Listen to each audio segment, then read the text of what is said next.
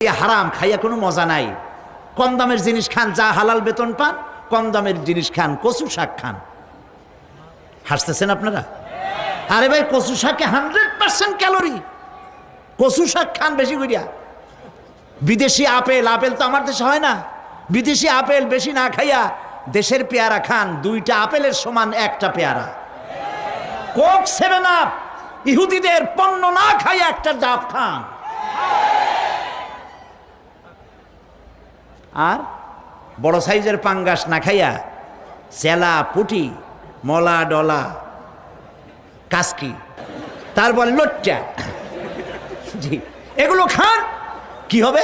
এগুলোর মধ্যে রয়েছে ফসফরাস। খাইলে পরে চোখের দৃষ্টি বাড়তে থাকবে, হার্ট অ্যাটাক করবে না, স্বাস্থ্য ভালো হবে। স্বাস্থ্য ভালো হওয়ার অর্থ পেটটা বিশাল আকারে হওয়া না, পেটটা ছোট হওয়া, সিনাটা চওড়া হওয়া, এইটার নাম স্বাস্থ্য ভালো।